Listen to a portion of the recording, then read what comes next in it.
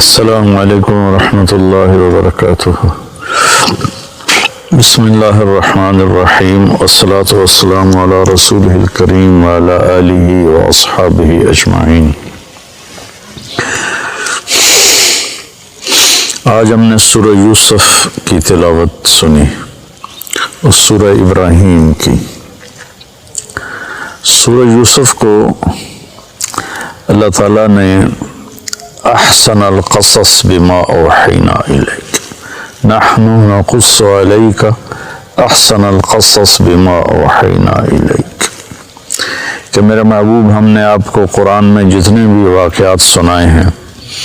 اور جتنے بھی قصے ہم نے آپ کو سنائے ہیں،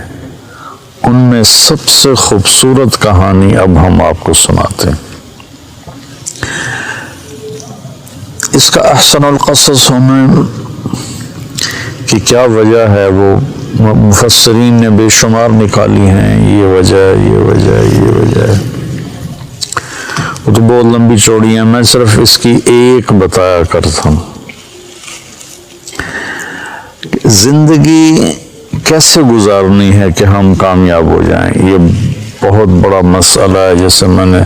2 دن پہلے وہ ملاح والی بات بتائی تھی کہ کہیں موت کے وقت ناکامی کا سامنا نہ کرنا پڑ جائے تو ہر شے تباہ و برباد ہوگی۔ قل ان الخاسرین الذین خسروا انفسهم واہلیہم یوم القیامہ، آپ ان سے بتائیے کہ اصل ناکام وہ نہیں ہے جو دنیا میں الیکشن میں ناکام ہو گئے اور پڑھائی میں ناکام ہو گئے، کاروبار میں ناکام ہو گئے۔ اصل ناکام وہ لوگ ہیں جو قیامت کے دن ناکام ہو جائیں گے، جن پر اللہ تعالیٰ ناراض ہو جائے گا۔ اس کی ناراضگی سے کیسے بچنا ہے اور اس کی فرما برداری والے راستے پر کیسے چلنا ہے، قرآن اس کو بتاتا ہے۔ بیچ میں ایک دشمن کھڑا ہے، شیطان، جو ہمیں اللہ کے راستے سے ہٹاتا ہے اور غلط راہوں پہ لے کر چلتا ہے، شارٹ کٹ زندگی کے بتاتا ہے، اور زندگی میں شارٹ کٹ کوئی نہیں ہے۔ پھر یہودا نے کہا، جس کے نام پر یہودی کہلاتے ہیں، سب سے بڑا بھائی تھا یہودا، لیکن یہ مارو نہیں، اطرحوہ فی غیابۃ الجب، کہ اطرحوہ ارضا یخل لکم وجہ ابیکم وتکونوا من بعدہ قوما صالحین، کہ ایسا کرو کہیں دور دراز پھینک دو اور پھر تمہارا باپ ہوگا، تم ہوگے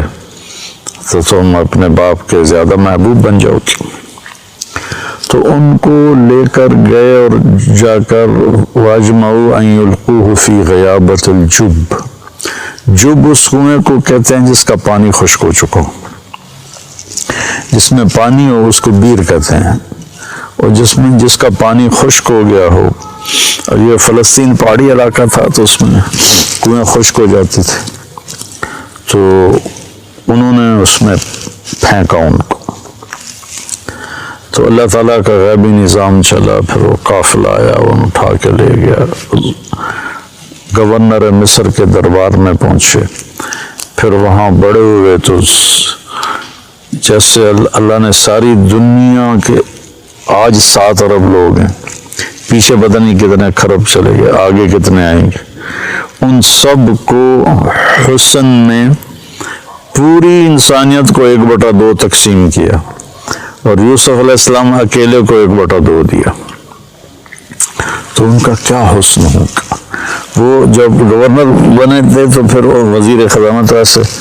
منہ چھپا کے رکھتے تھے کہ کوئی فتن میں نہ پڑ جائے، اور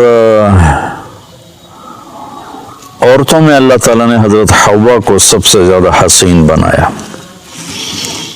ان کے بارے میں بس اتنا تھا، سب سے زیادہ حسین بنایا، لیکن یوسف علیہ السلام کے بارے میں اعطی شطر الحسن، کہ آدھا حسن سارا دے دیا۔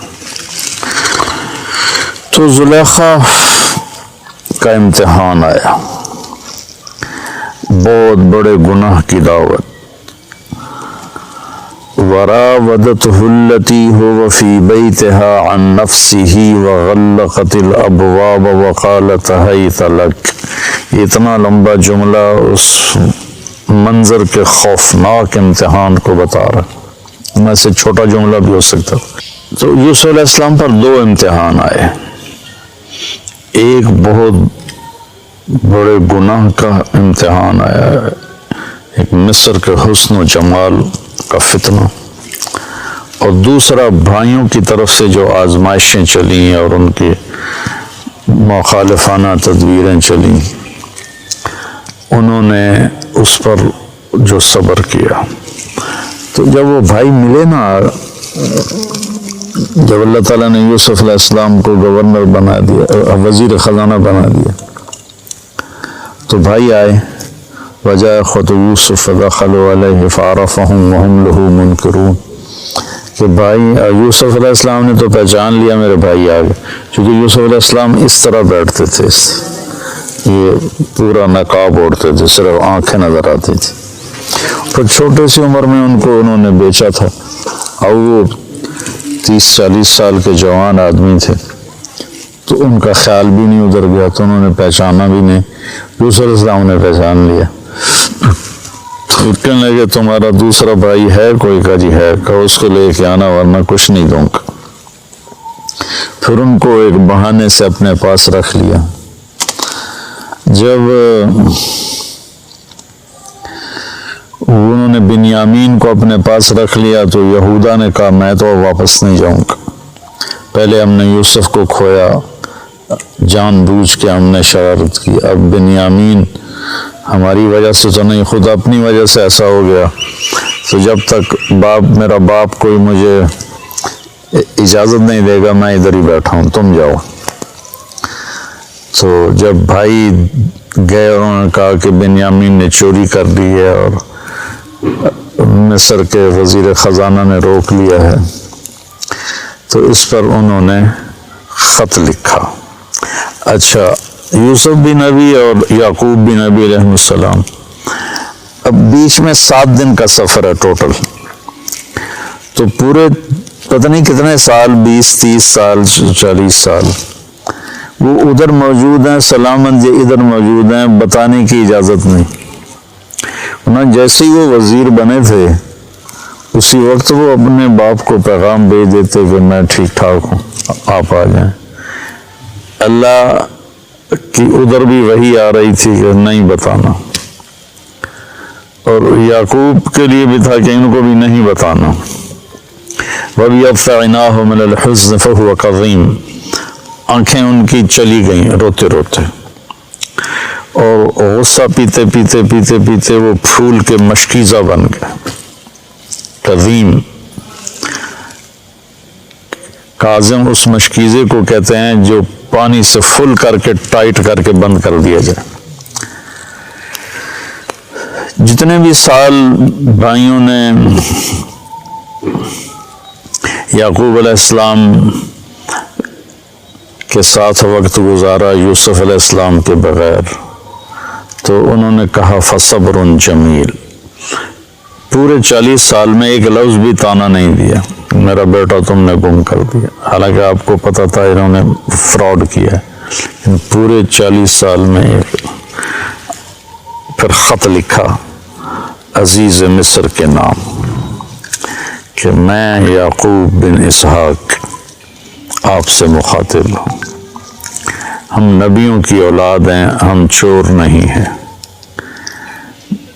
ہم پر بہت زمانے سے آزمائش کی چکی چل رہی ہے۔ پہلے میرے چچا کو اسماعیل کو، ان کو بھی باپ لکھا، پہلے میرے باپ کو چھری کے نیچے سے نکالا گیا، پھر میرے بیٹے کو مجھ سے جدا کیا گیا، آج 40 سال ہو گئے، مجھے اس کا کچھ پتہ نہیں ہے، تو نے اس کے بھائی کو روک لیا، وہ میرے غم کی تسلی تھا، مہربانی کرو میرا بھائی واپس کر دو، میرا بیٹا واپس کر دو۔ یہ خط جب یوسف علیہ السلام نے پڑھا تو ان کا دل بھی بھر آیا اور آنکھیں بھی، تو اللہ کی طرف سے اجازت ہو گئی کہ بتا دو، اور اوپر سے بھائی بھی پہنچ گئے۔ ایھا العزیز قد مسنا واہلنا الضر وجئنا ببضاعۃ مزجاۃ فأوف لنا الكيل وتصدق علينا ان اللہ یجزی المتصدقین۔ کیا عاجزی ہے ان الفاظ، اور کیا ذلت اور پستی کی انتہا کو چھو کر وہ گفتگو کر رہے تھے، کیا بتاؤں۔ تو ادھر سے حکم آ چکا تھا کہ بتا دو، تو اس طرح اوڑا ہوا تھا نا اپنے پگڑی کا جو یہ تھا نا، اس کو ایسے رکھتے تھے۔ تو جب انہوں نے کہا کہ ہم یہ تھوڑی سی پونجی لائے ہیں اور ہمارے پاس ہے بھی کچھ نہیں، فقر بہت ہے، تو برائے مہربانی ہم پر صدقہ کر دیں، تو پھر یوسف علیہ السلام نے ایسے کیا، ایسے تھا نا،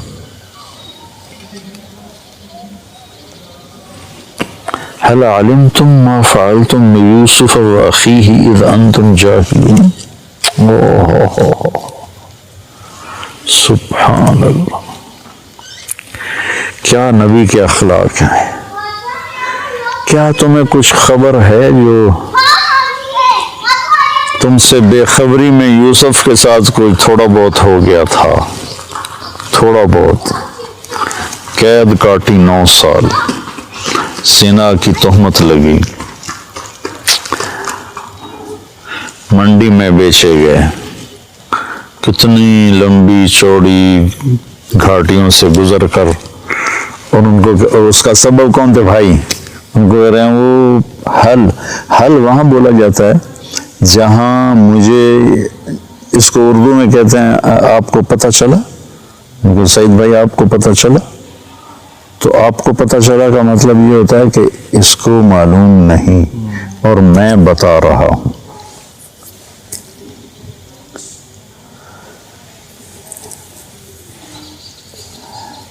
یہ جہاں زیب کا بیٹا فوت ہوا تھا عبداللہ،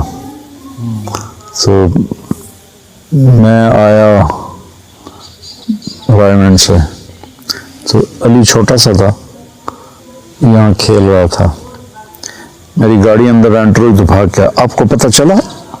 عبداللہ فوت ہو گیا۔ وہاں سے میں نے حل کا مطلب سیکھا کہ حل اتاک حدیث الغاشیہ، آپ کو پتہ چلا جو چھا جانے والا دن ہے وہ کیسا ہے۔ تو حل وہاں بولا جاتا ہے جہاں یہ ہو کہ بھائی مولوی حذیفہ کو جو میں بتا رہا ہوں نا اس کو معلوم نہیں، تو حل آپ کو کچھ پتہ چلا، جنہوں نے کیا ہی سارا بربادی قدم قدم پہ سازے، ان کا حل علمتم ما فعلتم، فعلا کا جو صیغہ ہے یہ غیر ارادی حرکت کے لیے ہوتا ہے، جیسے میرا یہ میں پاؤں ہل رہا ہے نا، یہ غیر ارادی حرکت ہے۔ فعلا استعمال ہوتا ہے غیر ارادی حرکت کے لیے، پھر ارادی کے لیے بھی عاملہ کا لفظ استعمال ہوتا ہے ارادتاً جو کام کیا جائے۔ تو ما فعلتم میں یہ پھر ان کے جرم کو ہلکا کیا کہ تم سے بس ایم ہی ہو گیا، تم کرنے کا کوئی ارادہ تو نہیں تھا، بلا ارادہ ہو گیا۔ اذ انتم جاہلون، وہ بھی بے خبری میں ہو گیا، تمہیں اصل میں پتہ نہیں تھا۔ حالانکہ یہاں عبارت یوں بنتی قد علمتم، تمہیں خوب خبر تھی، ما ظلمتم، جو تم نے ظلم کیا، یوسف و اخیہ، یوسف اور اس کے بھائی پر جو تم نے ظلم کیا، اذ انتم عامدون، اور تم نے جان بوجھ کے یہ سارا کچھ کیا، تم نے پوری بدنیتی کے ساتھ کیا، تو اس کا بالکل الٹ لے کر آئے حل علمتم، آپ کو کچھ پتہ چلا ہی ہوگا،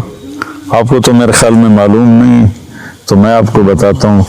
ما فعلتم، جو تھوڑا بہت یوسف کے بارے میں آپ سے ہو گیا، وَأَخِيهِ، اور اس کے بھائی کے بارے میں، اذ انتم جاہلون، جو آپ نے بے خبری میں کیا، آپ کا ارادہ تو نہیں تھا۔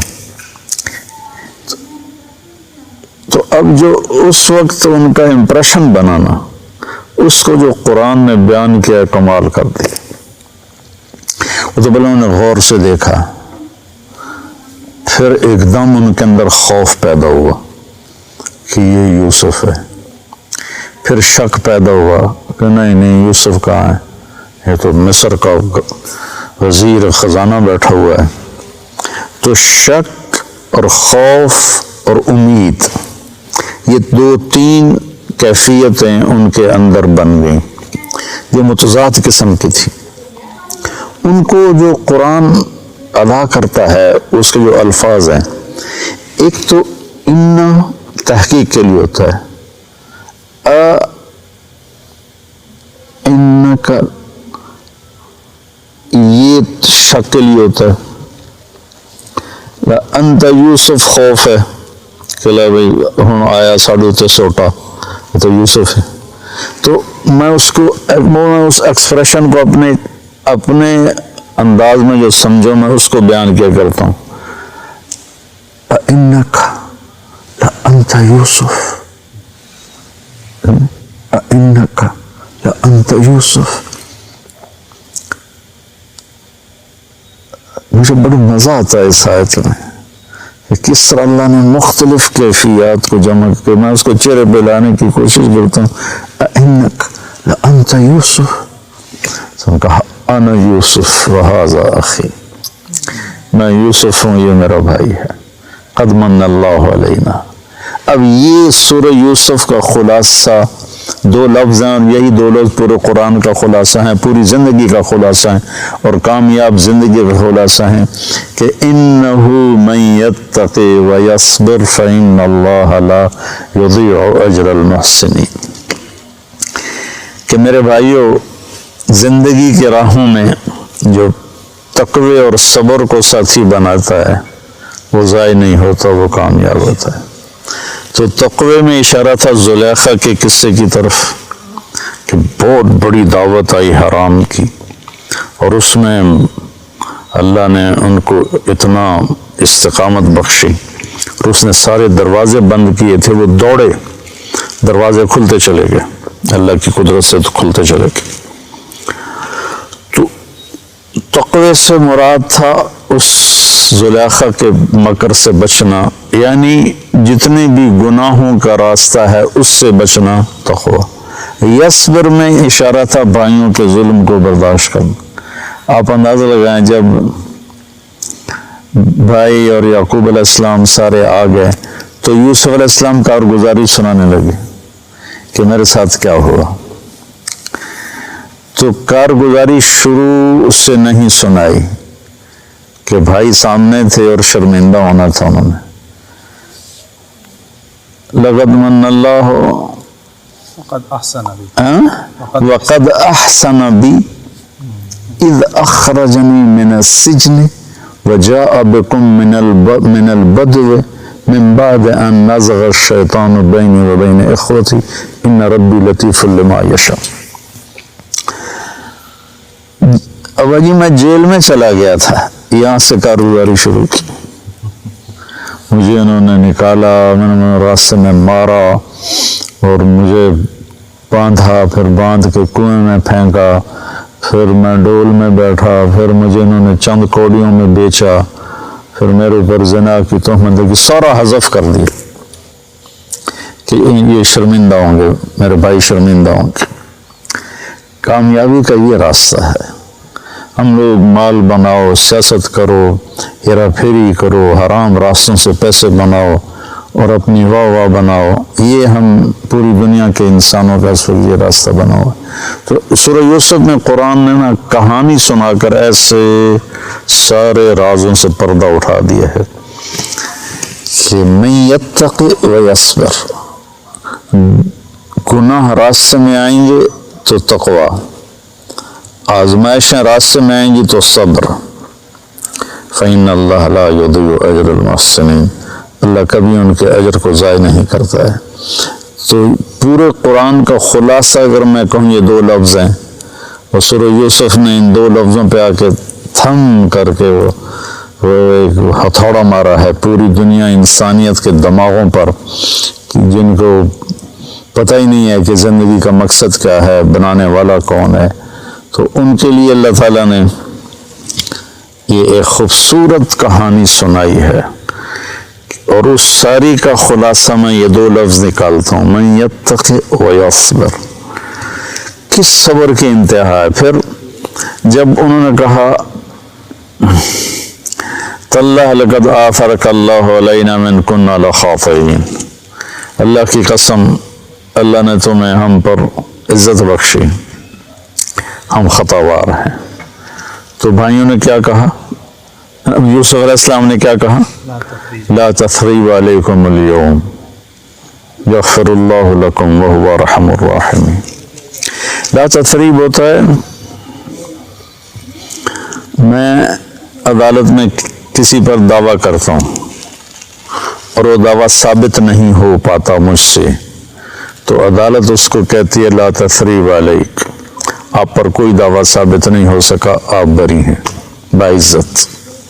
تو یوسف علیہ السلام کہہ رہے ہیں لا تثریب علیکم اليوم، تم پر تو کوئی جرم ہی ثابت نہیں، تو میں تمہیں کیا کہوں کہ تم نے یہ کیا۔